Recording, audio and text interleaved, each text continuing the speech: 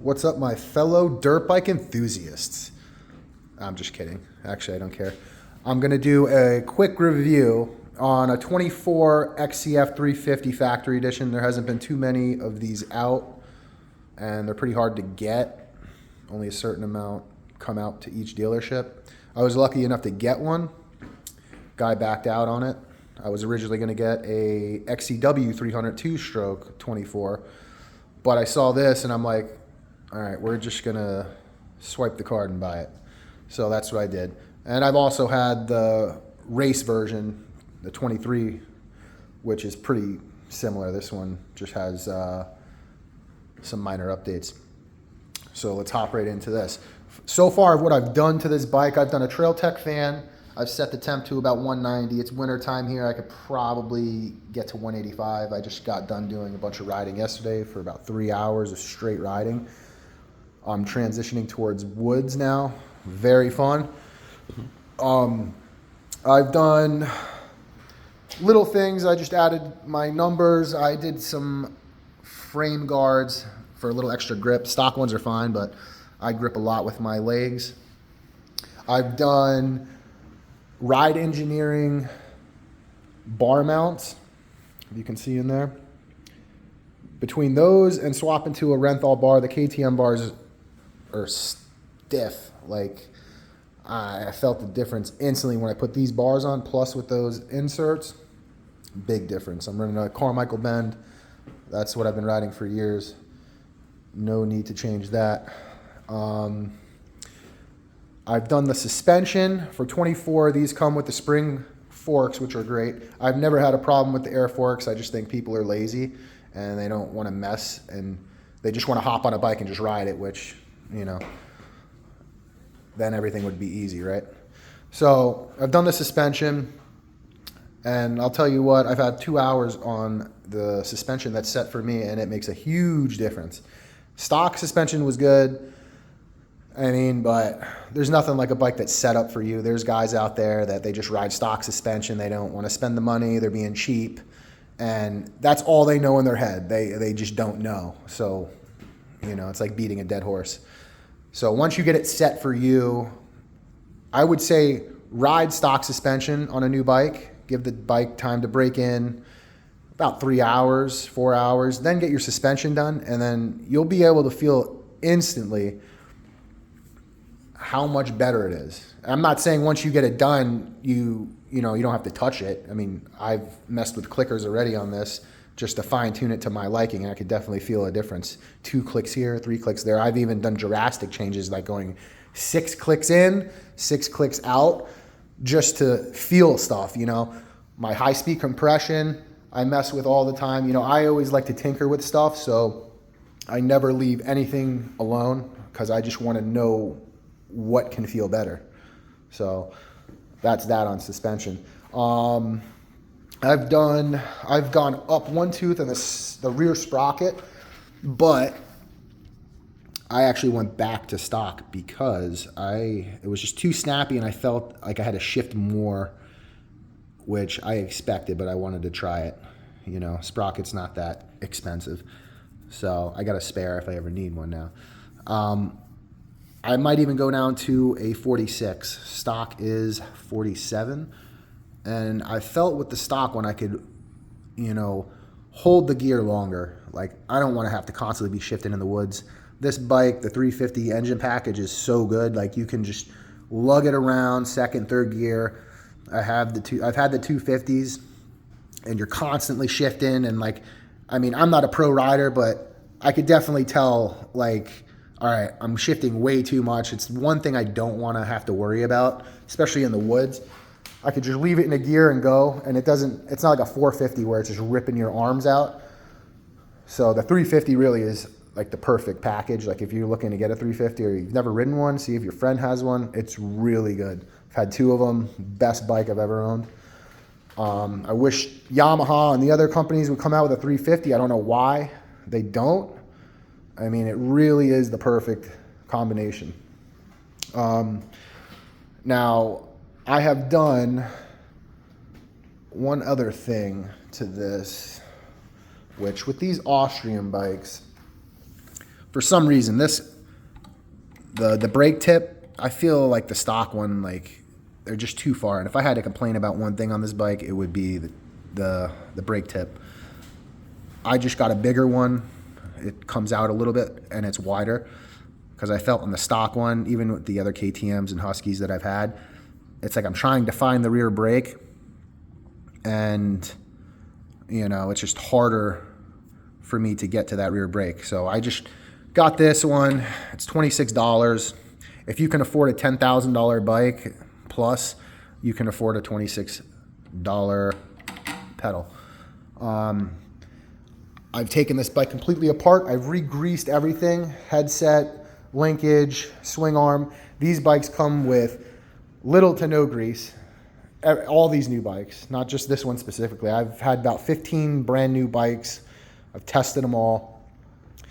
Just repack them, put quality grease in there. Just like yesterday, I was riding wet conditions, and every time you clean your bike, like that grease is not only keeping everything fresh inside, but it's also keeping all the moisture and all that stuff out, so nothing rusts, and it keeps you from having to change your bearings and shit all the time.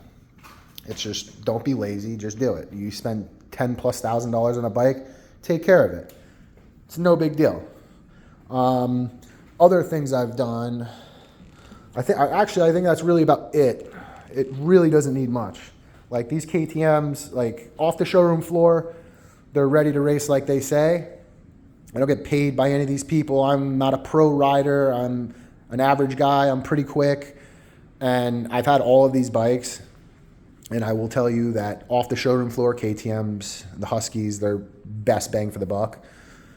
And the quality is much better than the Japanese bikes. I've had them both. I've ran back to back. Once you have one of these bikes, not saying a factory edition in particular, but just a KTM standard edition.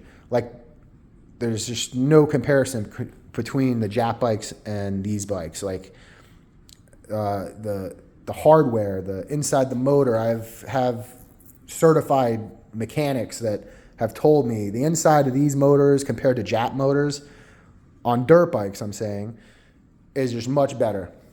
Quality, everything. Like, and they make everything easier on these bikes. The airbox, toolless entry, you can see the Japs are copying it now. The new Kawasaki has toolless entry, airbox. Yamahas are starting to do the clicker adjustments for your front forks. So, I mean, KTM must not be doing that bad, right? If everyone else is copying them. So, that orange frame that looks sick. Bike's basically sex on wheels. It really can't be beat. It even down to little things like the chain. It comes with a nice X-ring chain. It's not gold plated, but I mean, it's a dope chain. What else we got here? It comes with FMF exhaust standard, trick hubs. It comes with all the hardware and protection you need. My skid plate's not on right now because I just got done washing it. I have my seat off because I like to use my air compressor and blow out all this stuff because it gets wet. That's another thing. If you clean your bike, take your seat off and blow all this shut, because you'd be surprised how much water is just sitting in here. I'm going to probably pull the tank off and do a little bit more cleaning because yesterday was pretty nasty. It was very fun, but yeah. What else have I done? I think that's really about it. It has about, I'd say we're pushing 10 hours. And one thing I did have to do, what is it called? The idle comes a little low. I stalled it a couple times in the woods, but I just had to crank up the idle just a little bit. And another thing I like about these KTMs, like your cold start, you know, this is cool. Like, all you do, that little yellow where your idle is, you just push that up, or it might be pulling it down, but either way, when you want to turn it off, all you have to do is turn your throttle forward and it goes back to normal. So you don't have to stick your hand back in there when it's hot and this and that. So you don't have to do none of that. But I mean, other than that, that's really about it. I've had no complaints. But what I would say, if you're a moto guy and you're looking at a KTM and you don't want to have the air forks, I would honestly, this is just me speaking, I would just go buy the Woods bike because it's technically the same. And you'll have the spring forks. I mean, all you got to do is just change your fuel tank. Just put the smaller black one on. 18-inch wheel, I mean, you can get away with it. It's not like that big of a deal for moto anyway. For the Woods, it's definitely necessary. The 18-inch wheel, way more grip. But back in the day, they used to run 18-inch rear wheels. So they just recently changed. I mean, not recently, but, you know, I don't know the exact date, but they used to run 18-inch wheels back in the day for motocross and supercross.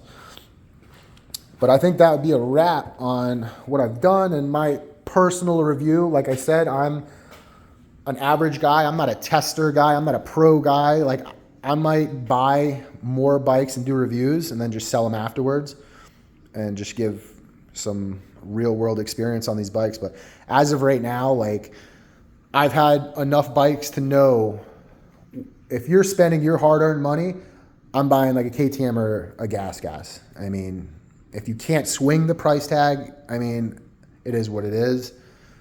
You got to get what you can afford, I understand. But if you can, definitely would consider trying out the KTM lineup or the Huskies. They're really, really good. No complaints. And you'll be able to tell if you've ridden Jap bikes all your life and you go to one of these, just start working on them. You'll be like, oh, okay, I get it. Like, there's no casting marks on the triple clamps and on the hubs like on the Japanese bikes. This is the factory edition, so it has, you know, the triple clamps. But even the stock triple clamps, there's no casting mark. Everything's machined nice. Brembo brakes. Like, everything is very well built and thought out. That's just my opinion. I know there's haters that will say different, but most of those haters have never owned one of these bikes. So I'm only telling you from my experience because I've had all of these bikes. So with that being said, I think I'm going to end it here. I don't know what these YouTubers say. Like, comment, subscribe, or talk shit. Don't matter to me. And should have another video shortly.